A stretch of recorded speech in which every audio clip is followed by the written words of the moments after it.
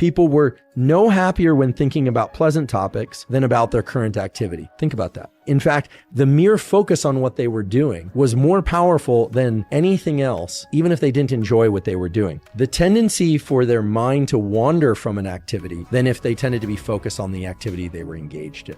That itself should be surprising. I mean, what that says is that even if somebody was engaged in activity like cleaning their house or doing homework or reading something that they weren't enjoying, if they were focused on what they were doing, they tended to report as happier than if their mind was drifting elsewhere. The major takeaway, or the one that perhaps we should all be most concerned with, is that when we are not focused on what we are doing, we tend to be far less happy than when we are focused on what we are doing, even if what we are doing is something that we don't deem very pleasant.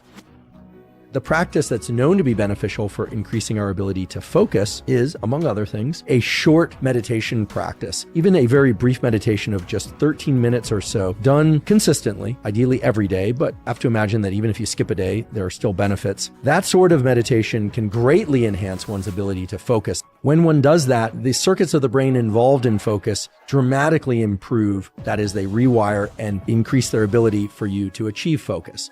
It's very clear that even a 5 minutes a day, or ideally up to a 13-minute a day meditation, can greatly increase our ability to focus. And based on the findings in this paper, A Wandering Mind is an Unhappy Mind, also make it very clear that the ability to refocus again and again and again on what we're doing throughout our day, regardless of what we're doing, can have a very dramatic, in fact, a statistically significant increase on our levels of overall happiness.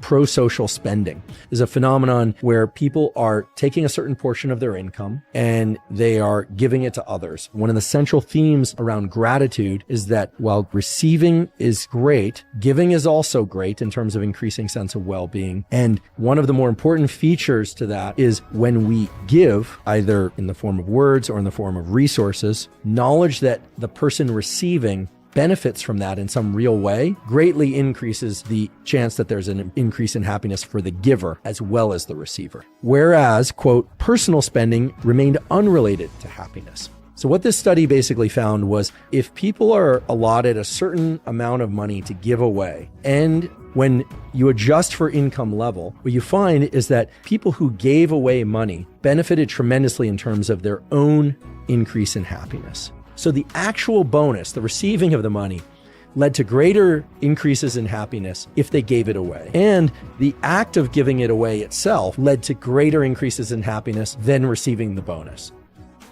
So what else does the research tell us we can do to increase our levels of genuine happiness? Quality social connection is extremely powerful in terms of its ability to increase our levels of happiness. What is quality social connection? Quality social connection falls into a number of different bins. This can be romantic connection, this can be friendship, this can even be coworker or just daily superficial interaction type connections. That's surprising to a lot of people because I think a lot of people hear quality social connection and they think deep conversation or long walks on the beach or camping trips together or travel together. And while all of those certainly qualify as wonderful opportunities for social connection, but opportunities for quality social connection are certainly not limited to those kinds of interactions. It's very clear from the research that oftentimes our conversations with people that we are closest to are actually quite shallow. Our ability to create states of happiness is dependent on our environment, but also requires effort from us. So if you're trying to think about how to improve your levels of happiness, that you would be smart to try and adjust your home environment, adjust your work environment so that it is cheerful to you. We are in what I would call a dynamic relationship with our environment. Our environment has an effect on our mood, but the research indicates that we also need to make some sort of effort toward being happy. Create states of happiness by hopefully doing work that's meaningful to you, or at least is leading to meaningful outcomes. Self-directed work at being happy are both important and they interact with one another. So if you're somebody who has a hard time synthesizing happiness through any of the methods that we talk about today, don't consider yourself deficient. It could very well be that the environment that you're in, social environment or physical environment or auditory environment, is simply not conducive to synthesizing happiness. I think it's also important to talk about this notion of choice and choices, and whether or not having a lot of freedom to choose or limited freedom in choosing what we do and what we get and what we are able to pursue in life, how that relates to both natural happiness and synthetic happiness. happiness is that when people have an ongoing set of choices, it leads to reduced levels of happiness. This is not to say that having a lot of choices of what you like most leads to lesser happiness, and that having fewer choices about things you do or objects you acquire, etc., leads to greater happiness. What this set of experiments really points to is that when we make a choice, if we are forced to stick to that choice,